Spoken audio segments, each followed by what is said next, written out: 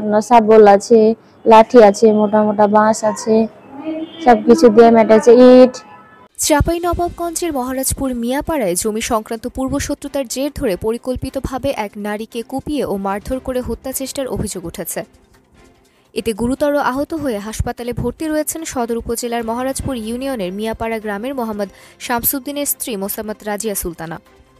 মঙ্গলবার 18 মার্চ সকাল 9:30টার দিকে নিজ এলাকায় ধারালো অস্ত্র দিয়ে এই হামলা ও মারধরের ঘটনা ঘটেছে। স্থানীয় বাসিন্দা প্রত্যক্ষদর্শী হামলায় আহত ও স্বজন সূত্রে জানা যায়, আহত রাজিয়া সুলতানার স্বামীর পরিবার দীর্ঘদিন যাবৎ জমি কিনলেও তা দখলে রেখেছে পূর্বের মালিকদের উত্তরসূরিরা। এ নিয়ে কয়েক দশক ধরে বিরোধ চলে আসছে। এরই জের ধরে মঙ্গলবার সকালে রাজিয়া সুলতানাকে ধারালো অস্ত্র, লাঠিসোঁটা দিয়ে এলোপাথারি মারধর ও কুপিয়ে জখম করে প্রতিপক্ষরা।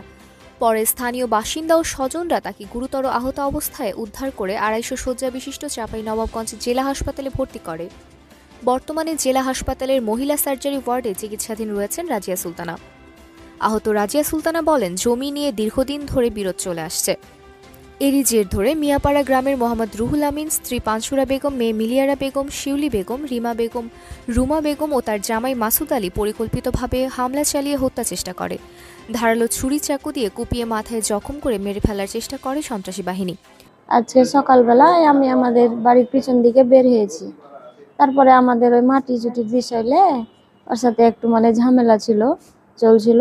তখন উনি আমাদেরকে ধরেই পিটতে লেগেছে।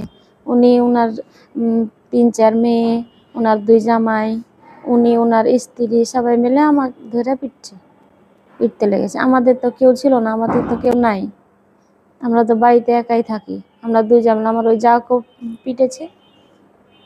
চাঁপাইনবাবগঞ্জ সদর মডেল থানার ভারপ্রাপ্ত কর্মকর্তা মোহাম্মদ মতিউর রহমান জানান, মহারাজপুরে হামলা বা মারধর নিয়ে কোনো অভিযোগ বা মামলা হয়নি থানায়।